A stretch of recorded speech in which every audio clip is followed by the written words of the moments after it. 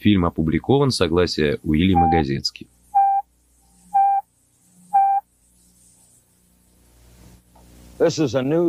Сегодня в программе News Weekend новая наука социокибернетика и ее создатель, выдающийся Жак Фреско.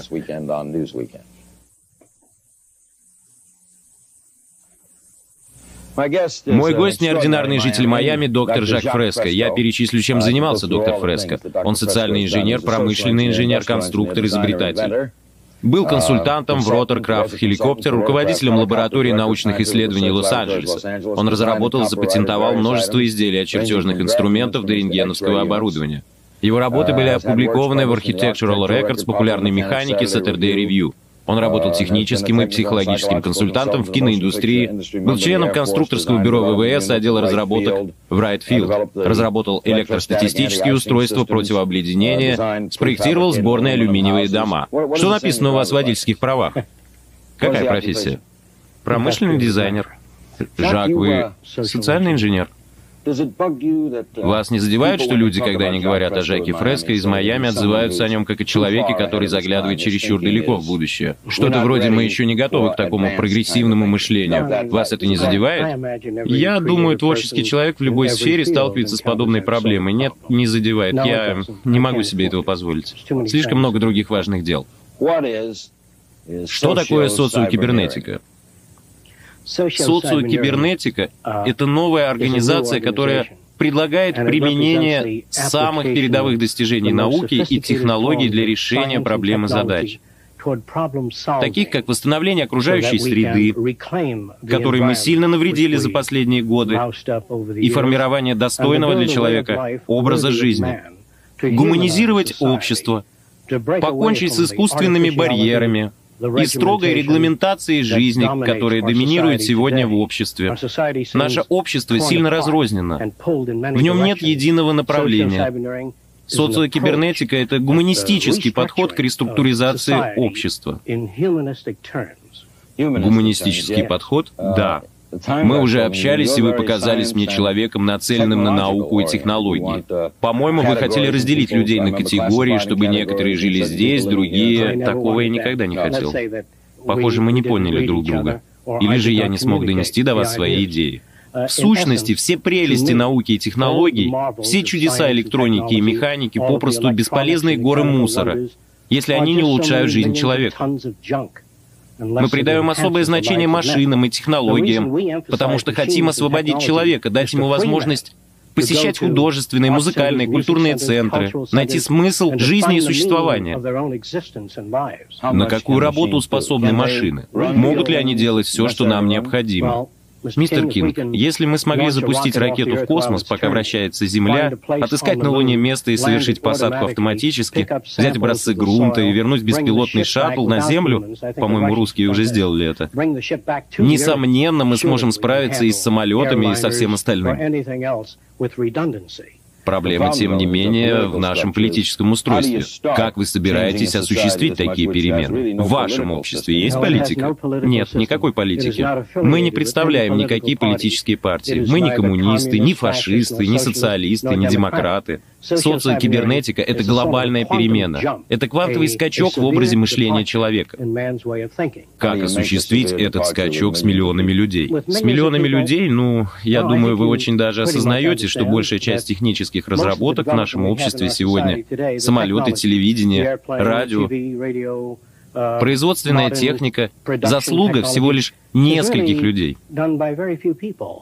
Я бы сказал, современную технологическую цивилизацию создали несколько сотен человек. Для этого не нужны миллионы инженеров и ученых. Сколько вы знаете людей, которые сидят у себя дома и слушают граммофон или радио, смотрят телевизор и понятия не имеют о том, как все это работает? Эти вещи просто появляются у них. Я и сам понятия не имею. А люди не поспевают за всем этим. Происходит то, что технологическое общество, а именно новые взгляды на мир, доминирующие в наше время, стремительно несутся вперед, оставляя позади сотни тысяч людей, которые не могут перестроиться. Сегодня людей, которые не смогли измениться, можно найти в джунглях реки Амазонки. Это охотники за головами. Мы просто обязаны меняться. По-моему, книга «Шок будущего», или же та, над которой я работал, «Взгляд вперед», Шок будущего рассказывает о том, что вскоре произойдут большие перемены, нравится вам это или нет, что никто не может остановить будущее, оно неумолимо движется вперед. Но всегда есть люди, которым тяжело справиться с такими переменами. Взять, например, я согласен, кому под 60. За свою жизнь они повидали невероятные перемены. Я считаю, они смогут быстро перестроиться, если предоставить им всю информацию. Рассказать о социокибернетике в 2 словах крайне сложно. Я считаю, что людей нельзя делить. Дети, подростки, молодежь, взрослые и, наконец, престарелые все разделены на группы. Когда вам будет 65, вы не захотите отдыхать на круизном лайнере со стариками. Как так вышло, что для престарелых строятся отдельные дома? Мы считаем, что люди должны жить там, где, черт побери, они хотят жить. Что города должны проектироваться так, чтобы у нас было единое разумное общество. Когда Эйнштейну было 65-70, он общался с молодежью, продолжал читать, был в курсе новых идей. Зачем делить общество на группы? Мы считаем, человек молод настолько, насколько молода его жизнь, его окружение, его мысли. Хорошо. Давайте с помощью иллюстрации исследуем мышление Жака Фреско и общество, которое он хотел бы увидеть, социокибернетику. Начнем с этого. Расскажите мне о... Я попробую показать. Да, можете прямо показать. Все новые города будут в сущности университетами. Центр города, ядро содержит электронный компьютер, который следит за погодой, атмосферными условиями, управляет водоочисткой, системами очистки воздуха. Эти компьютеры не будут, я подчеркиваю, не будут управлять людьми. Они следят за безопасностью, наблюдают за экологией, поддерживают баланс между животной и растительной жизнью. Машины управляют исключительно физическими компонентами окружающей среды. Центр города — университет. В нем изучаются все дисциплины, связанные с человеком. Это не коммерческий университет. Здесь не преподают, как эксплуатировать или использовать других людей. Все курсы о бизнесе будут упразднены. Вся рутинная работа будет упразднена. Мы считаем, что именно машины должны выполнять грязную, повторяющуюся и скучную работу. Человек должен быть свободен и посвятить свою жизнь преследованию высших целей и возможностей. Если, например, в этом здании находится медицинское подразделение, и вы работаете в нем, вы можете жить в парковом районе рядом с центром.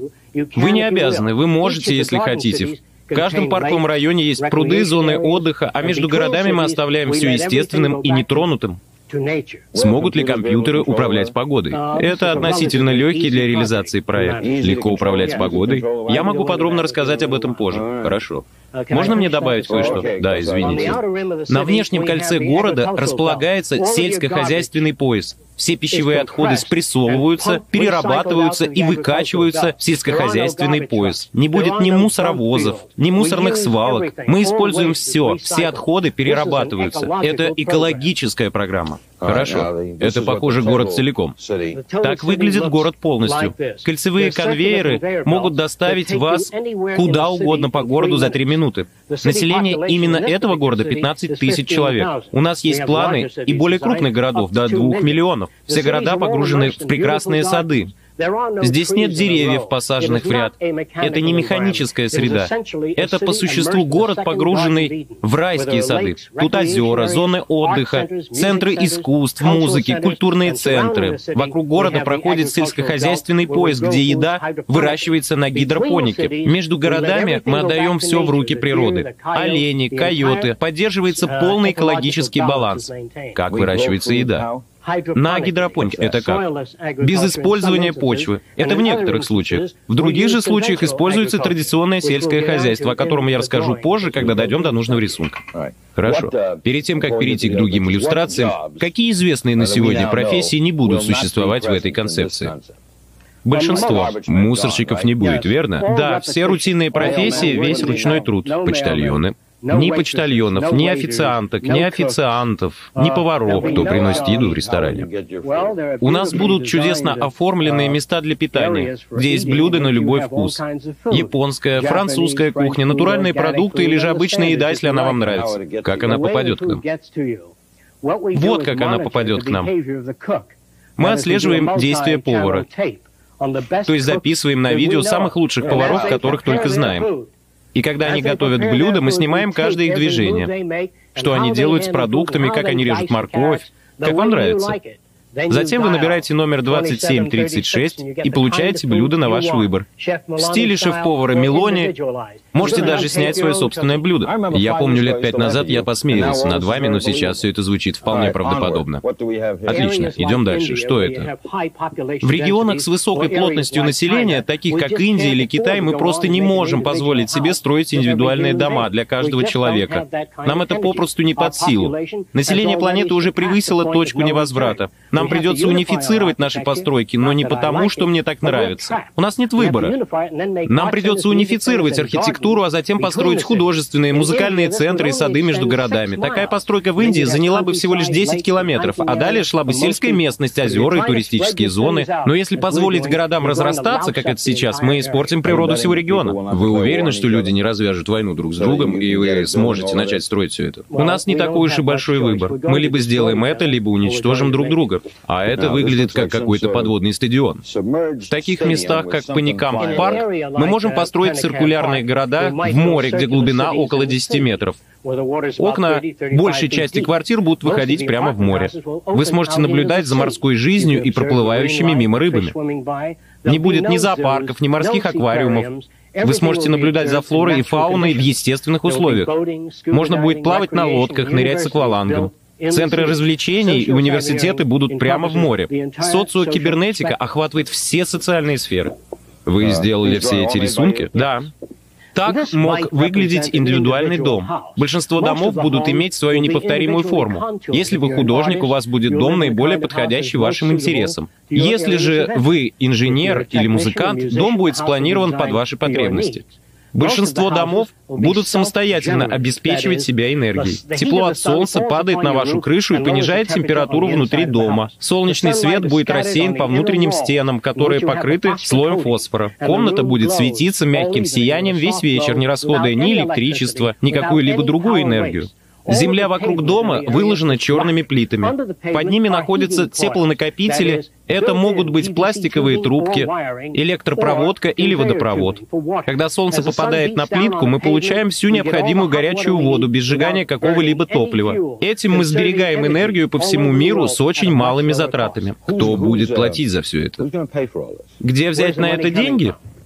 Если взять все золото, все денежные запасы страны, все долговые бумаги, все земельные облигации, все бриллианты и кольца, и утопить их в море, то мы нисколько не обеднеем, пока у нас остаются наше мышление, наши технологии и ресурсы.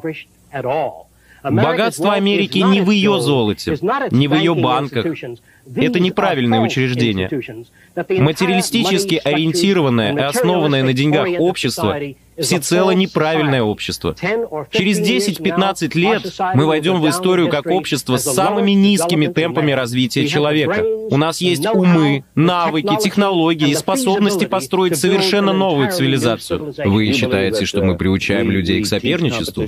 Соперничество опасно и разрушительно для общества, но считается нормальным и правильным, потому что в вас воспитали эти взгляды и ценности. Какое соперничество было у Иисуса? Какое соперничество есть в вашем теле? Представьте, что ваш мозг скажет: «Я самый важный орган», а печень возразит: «Нет, я, и я хочу систему свободного предпринимательства». Ваше тело сгнило бы через месяц, если каждый орган стал бы думать только о себе. Это что? Некоторые люди будут жить в домах несколько иного внешнего вида. Спектр того, что вы называете индивидуальностью, будет очень широким. Предназначением городов будет развитие индивидуальности, творчества, мышления и желание ставить все под вопрос, бросать вызов любым идеям. Это не утопический город. Этот город открыт для развития любых идей, для изменений в наших концепциях сразу, как только понадобится их изменить.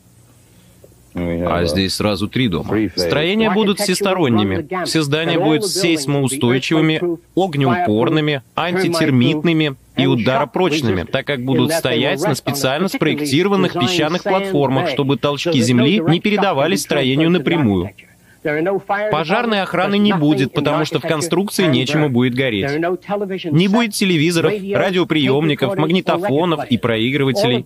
Их функции будет выполнять центральный компьютер, в котором хранится музыка со всего мира. Вам не нужны пластинки, бобины. Весь этот мусор требует постоянного обслуживания. Все, что вы хотите, это вашу любимую музыку. Вы набираете номер и получаете ее. Вам не придется ездить за пластинками или хранить их. Вы живете в неразумном мире. Мы все дублируем. Это как устраивать телестудию в каждом доме или в каждой квартире. Вам же нужна только музыка или телепрограмма. Надо будет лишь набрать номер. Для этого и нужны компьютеры. Они не управляют вами, они обеспечивают вас музыкой и телевидением. Но нужен же будет телевизор, чтобы смотреть программу. Нет, потребуется только плоский экран. Плоский экран? Плоский экран. Он будет встроен в стену. Телевизор только место занимает. У вас не будет и магнитофона. У вас будет только ваша любимая музыка. Вы читали «Этот идеальный день» Айры Левина? Нет, не читал. У него было общество, в котором компьютеры, помимо прочего, управляли и людьми. Я против этого. Категорически против. У него, если вы приболели, нажимаете на кнопку и... Я против этого. Это слишком напоминает 1984 и «О дивный новый мир». Это негуманно. Все наши города будут отделены друг от друга километровой природной зоной с естественным экологическим балансом. Озера, холмы, долины. Звери между городами вернутся к естественным условиям. Что будет с транспортом? Центры городов будут соединены либо цикличными элеваторами, либо линейным транспортом. Не будет ни шоссе, ни автомобилей, а следовательно и автомобильных аварий. Нет автомобилей, нет аварий. Мы предлагаем непрерывный транспорт. Не надо будет ждать автобуса. Будут непрерывно движущиеся конвейеры. Когда я упомянул деньги, вы сказали, что они не важны. Кто тогда будет строить, к примеру, первый город? Это членская организация. В таких организациях членский взнос составляет примерно $10 в год, за что участник получает буклет с информацией и ходит на собрания. Но настоящее финансирование осуществляется со стороны государственных организаций и частных фондов. С ними мы сможем построить первый город, решить вопросы с транспортом, создать совершенно иную среду. Уже после постройки первого города мы ожидаем резкий прирост новых участников. Людям трудно сразу понять социокибернетику, потому что она не похожа ни на что знакомое. Здесь точно потребуются перемены в мышлении. С вами не скучно же. Например, сельское хозяйство. Люди читают о паразитах, читают о инсектицидах, о ДДТ, читают о постоянных распылениях, загрязняющих землю. Люди возмущаются и вступают в организации по защите природы. Они хотят спасти нашу окружающую среду, но у них нет полезных предложений. В социокибернетике есть планы для решения всех известных проблем. Например, все сельское хозяйство можно закрыть либо пластиком, либо стеклом, которое пропускает ультрафиолет. Этим мы остановим набеги насекомых на растения. У нас также есть специальные ультразвуковые установки, которые защищают растения от всех насекомых. Когда определенные вредные для растений насекомые попадают под сверхзвуковое излучение, в них образуются полости, их тела разрываются, падают на землю и удобряют почву. Они сбрасываются в реки и не загрязняют их. Закрытое сельское хозяйство не подвержено заморозкам, защищено от холодов и других погодных условий. Сегодня атомные электростанции во Флориде сбрасывают горячую воду в залив. Мы же будем использовать эту горячую воду зимой для обогрева теплиц, для выращивания бананов в Джорджии и Северной Каролине с помощью горячей воды от атомных электростанций. Что делать с радиоактивными отбросами? Мы заложим их в трубы и будем обрабатывать канализационную воду излучением. Не радиоактивным порошком, а запечатанным излучающим веществом. И экранированное многократной защитой излучение будет очищать воду из больниц и всех остальных источников загрязнения. Вы все указываете на рисунок с этой летающей по небу штуковиной. Расскажите, что это такое? Это один из способов экономии земли. Вы читаете об эрозии наших пляжей, об эрозии грунта. В настоящее время вполне реально спроектировать и построить подводные дамбы, с помощью которых мы сможем изменить океаническое течение. Можно построить подводные дамбы в океане и использовать японское течение, обогатить воду кислородом, предотвратить цветение воды. С цветением воды, кстати, можно справиться путем насыщения ее кислородом, рециркуляцией воды, строительством подводных дамб в течение Гольфстрим, увеличить тем самым турбулентность воды. И это осуществимо. Если не сделать этого, наша страна прекратит существование. У нас достаточно силы, знаний и сырья. Социокибернетика — это, возможно, самая радикальная организация из всех когда-либо существовавших. Мы беремся за самый амбициозный проект в истории человечества. Это что? Это самолет с сенсорным оборудованием для исследования дна и течений, для слежения за природными процессами. Ладно, Жак. Здесь изображен вариант круговой планировки. Большинство городов основаны на естественных конфигурациях, атомарных структурах, простейших природных формах. В центре города можно было бы заниматься изучением человеческого организма. В этой части города можно исследовать глазные заболевания, здесь изучать заболевания нервной системы.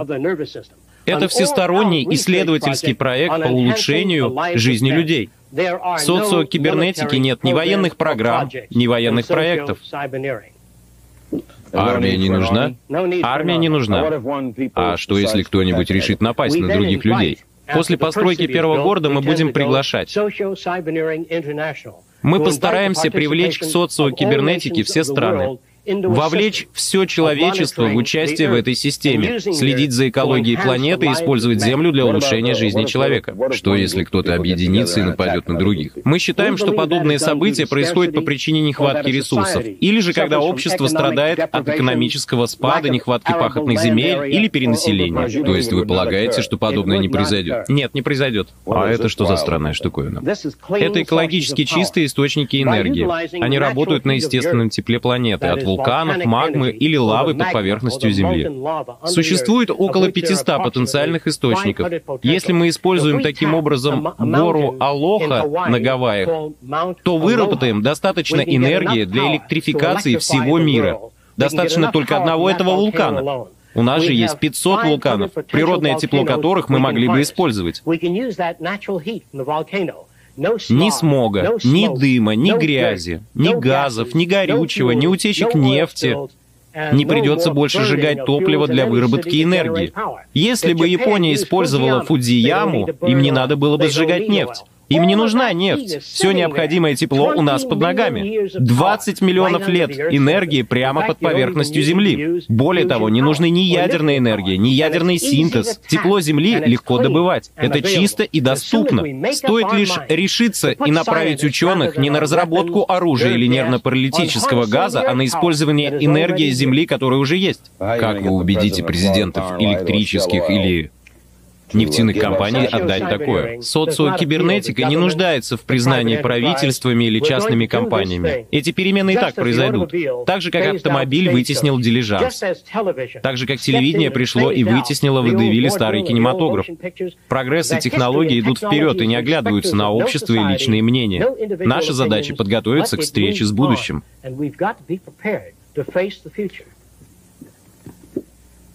Социокибернетика возьмет на себя самые амбициозные проекты в истории человечества. Здесь изображена подводная дамба в течение Гольфстрим. Эта дамба будет собирать, направлять и распределять морские воды в центрифугальный водослив таким образом, что рыбы и морская живность будут отделены от лопастей турбины. Гольфстрим будет производить энергию с целью насыщения воды кислородом, предотвращения гниения воды, для ловли океанической рыбы, слежения за морской живностью, поддержки экологического баланса между всем океаническим миром и континентами.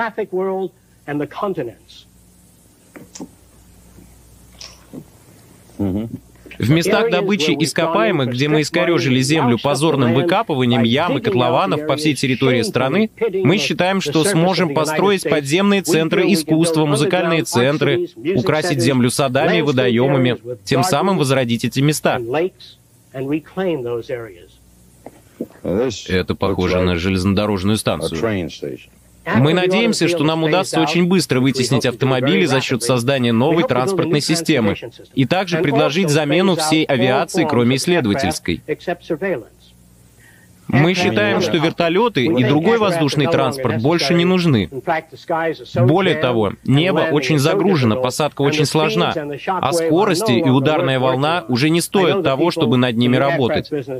Я знаю, что люди в авиационном бизнесе этого не понимают и не хотят понимать, потому что каждая организация старается сохранить себя. Мы надеемся постепенно отказаться от самолетов, создав транспорт, который сможет двигаться со скоростью до 3000 км в час, паря над магнитным полем или на воздушной подушке. Эти огромные поезда будущего будут оснащены телевидением, радио, развлечениями, центрами искусств, обучающими классами, а не просто расставленными в ряды сиденьями, как в поездах сегодняшнего, очень регламентированного общества. В нашем обществе будут другие транспортные средства. Если нужно высадить 40 или 50 человек, поезд замедляется до 160 км в час, пассажирская секция поднимается, либо сдвигается в сторону, и на ее место встает новая секция с отбывающими пассажирами. Не придется останавливать поезд или сажать самолет. Сегодня, если сходят 3 или 4 человека, самолет вынужден сделать посадку. В будущем же мы сможем просто отсоединить секцию с выходящими пассажирами или доставленным грузом. Как можно будет добраться, скажем, из Майами в Лондон? Для этого есть подводный проект,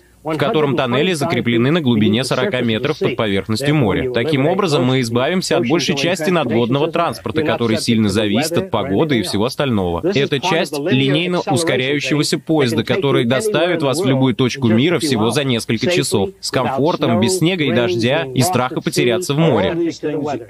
Достаточно ли у нас знаний, Жак, чтобы построить все это уже сегодня? Или же вы лишь предполагаете, что мы сможем сделать это в будущем?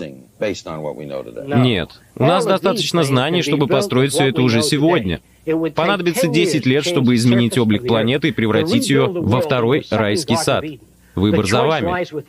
Глупость гонки ядерных вооружений, разработка оружия, попытки разрешения проблем политическим путем, выбирая ту или иную политическую партию,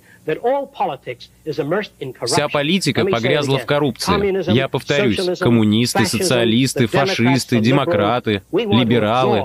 Мы же хотим привлечь всех людей, все организации, которые верят в лучшую жизнь. Нет проблем чернокожих или поляков, евреев или греков, или проблем женщин, есть общечеловеческие проблемы. Приходите, присоединяйтесь к социокибернетике и работайте. Мы не разделяем общество на группы или слои. И никакого контроля рождаемости? Контроль за рождаемостью зависит от образования. Мы считаем, образованное население не нуждается в контроле. Вы не будете запрещать секс? Нет, сэр. Хороший ход, Жак. А это что? Некоторые люди захотят жить далеко за городом. Как далеко от города вы захотите жить, зависит от вашей системы ценностей и стиля жизни. В этом обществе нет ограничений. Это не 1984. Это не «О дивный новый мир», а что-то абсолютно новое. Мы бы хотели, чтобы вы ознакомились с социокибернетикой. Я позже сообщу адрес для тех, кто захочет узнать больше. А здесь вообще что-то странное. Некоторые захотят жить в домах другого типа. Меня, например, интересуют глобальные проекты экологические изменения, поэтому стены моего дома будут оснащены панорамными экранами с информацией, которая мне интересна. Ваш дом может быть другим. Он будет спланирован под ваши потребности. Дома будут литыми. Никто не будет платить строителям? Нет. Зачем они тогда будут строить? Они строить не будут. Дома будут создаваться в устройствах, которые могут формировать дом каждые полчаса путем надувания из плоской пластиковой заготовки. Таким образом будет получен не только дом, но и мебель, которая будет окрашена также автоматически. Другими словами, если наша страна собирается просуществовать еще 20 лет, то мы не можем допустить, чтобы унитаз, раковину и душ устанавливал слесарь старым способом, вручную, как это было еще 40 лет назад. Нам придется сделать квантовый скачок, отлить, скажем, 15 видов ванных комнат. Вы выберете ту, которая вам нравится. Она моет и сушит себя сама и будет установлена в вашем доме согласно вашему выбору. Как трудно будет все изменить. Ваши рассказы звучат захватывающе, но чтобы осуществить что-либо из этого, потребуется, как мне кажется, изменить самого человека, изменить систему ценностей. Как? Мы считаем, что если достаточно людей знакомиться с социокибернетикой и начнут задаваться вопросами о человеческом поведении, о новых знаниях, я буду рад рассказать обо всем, но у нас не хватает времени на подробности. Людям не потребуется много времени, чтобы измениться. Общество приучило американцев каждый год приобретать новый автомобиль, новый телевизор или магнитофон. Мы чертовски радикальны, но наши политические и социальные институты не изменяются. Именно здесь мы и топчемся на месте.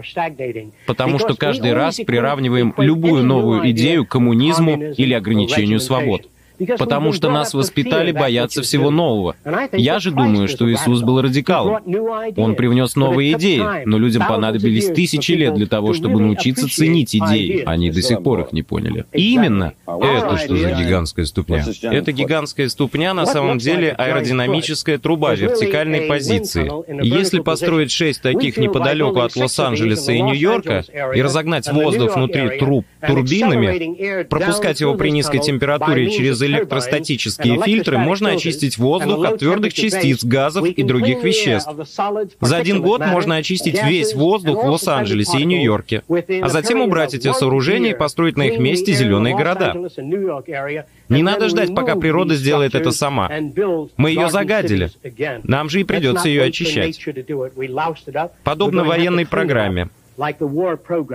Перед тем, как показать последнюю иллюстрацию, просто для того, чтобы вы знали, многое из этого может показаться вам чудесами, как, впрочем, и мне. Однако доктор Фреско — уважаемый социальный инженер, промышленный дизайнер, проектировщик и изобретатель, доктор наук по эргономическому конструированию. Он работал над многими проектами от противообледенительных систем до сборных алюминиевых домов. Сконструировал системы для бесшумных и экологически чистых самолетов, написал книгу «Взгляд вперед». Он преподавал социологию будущего на кафедре социологии в Принстоне, выступал на Вашингтонской конференции по экологии, преподавал в колледже Квинс в Нью-Йорке, во Флоридском университете, в Калифорнийском, разработал различные устройства от чертежных инструментов до рентгеновских аппаратов, так что не стоит относиться к его словам легкомысленно. Если он говорит, что это возможно, значит это возможно. Что это? Многие из вас, возможно, знакомы с гигантскими тракторными установками, предназначенными для транспортировки космических ракет к пусковой платформе.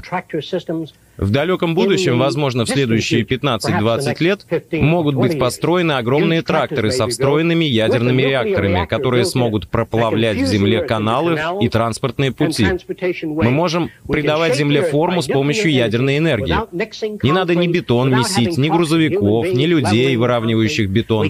Если мы захотим, то сможем делать так уже сегодня со скоростью 30 км в час. Проплавлять в Земле магистрали, водные каналы, защиту от наводнений с помощью совершенно новой реорганизованной технологии. Хорошо.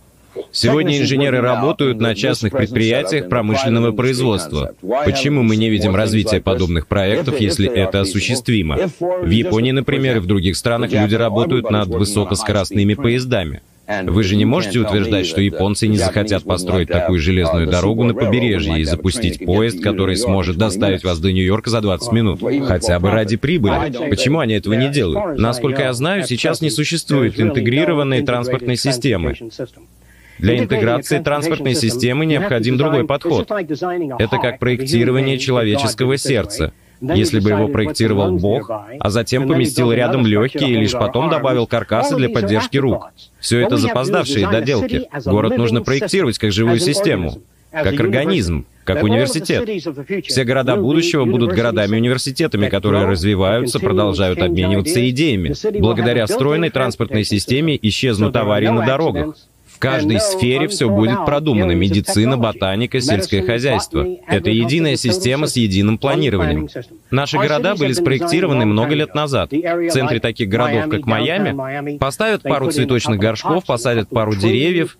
Это имитация разумного обращения с окружающей средой, которая обходится в $1000. Все эти мелкие вмешательства на центральной улице только затрудняют движение автобусов, пожарных машин и экстренных служб. Они не решают проблему.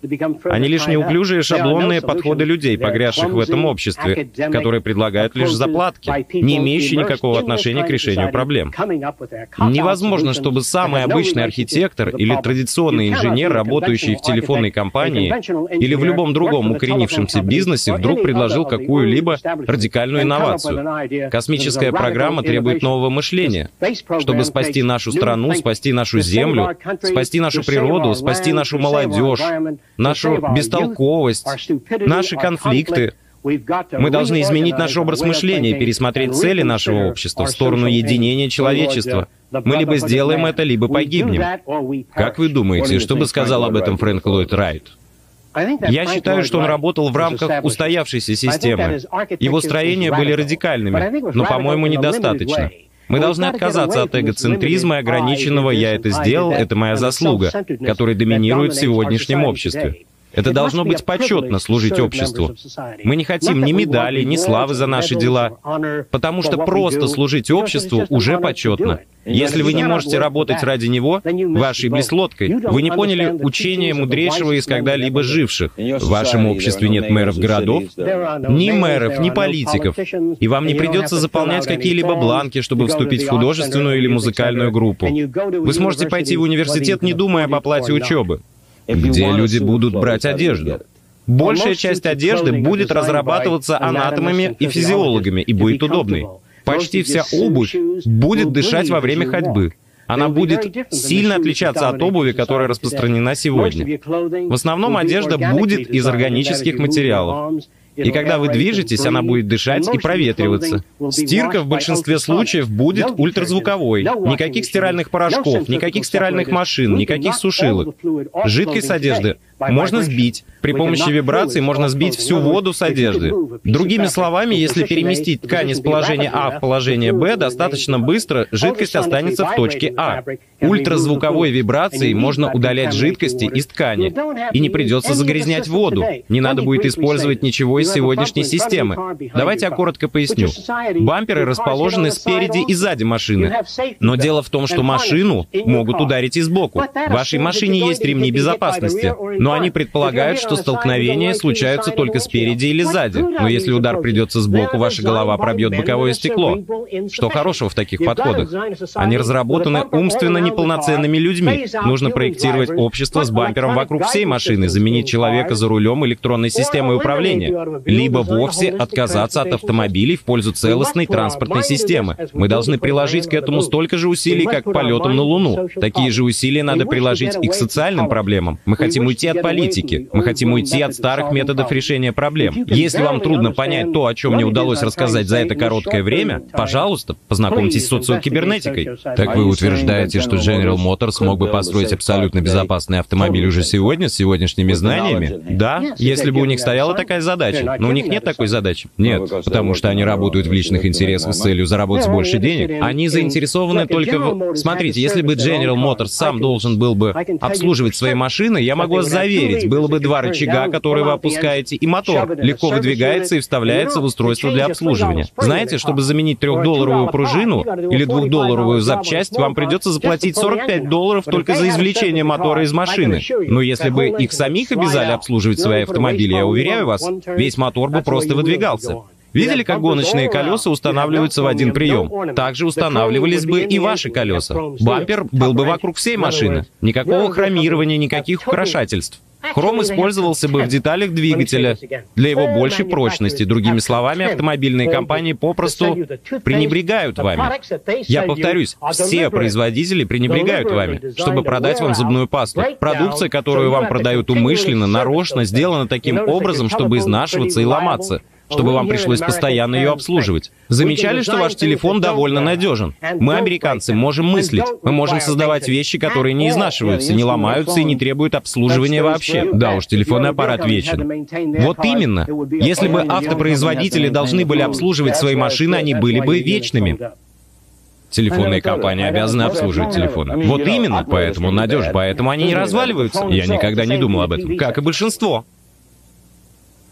Оператор может быть плохим, но сам телефон. То же самое и с телевизором, кстати. То есть, если компании должны были обслуживать собственную продукцию, вот именно, все было бы автоматическим. Вы просто вытаскиваете блок и вставляете замену. Если сломался двигатель, они бы его вытянули, тут же вставили смены, и вы можете ехать.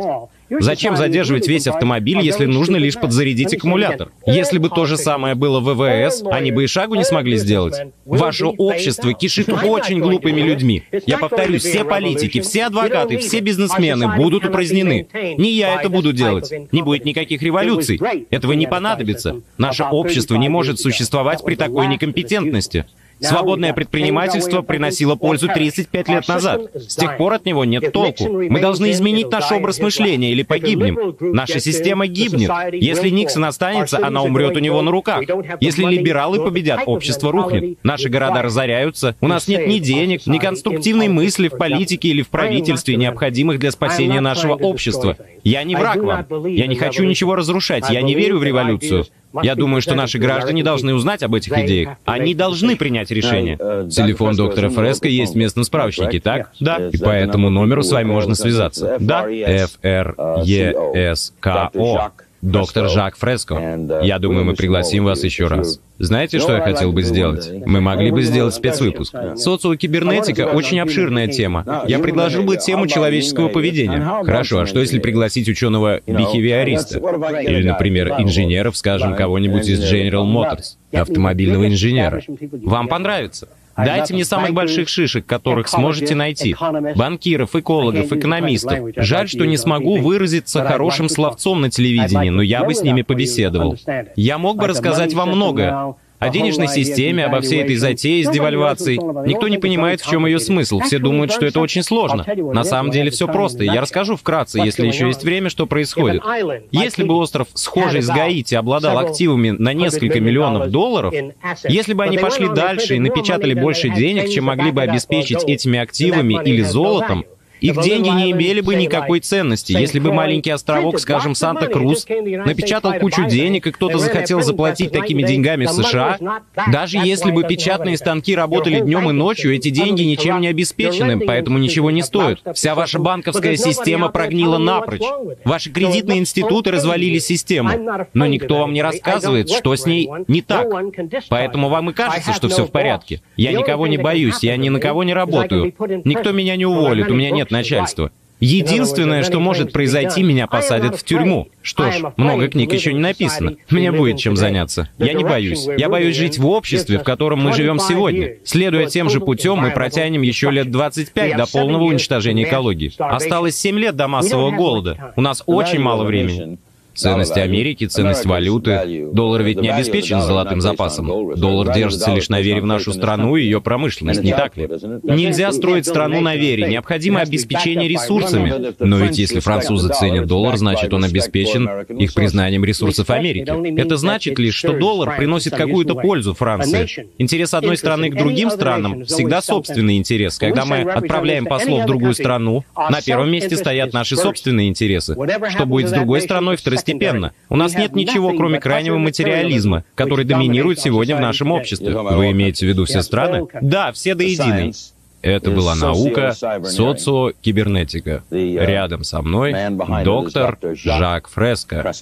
Я Ларри Кинг.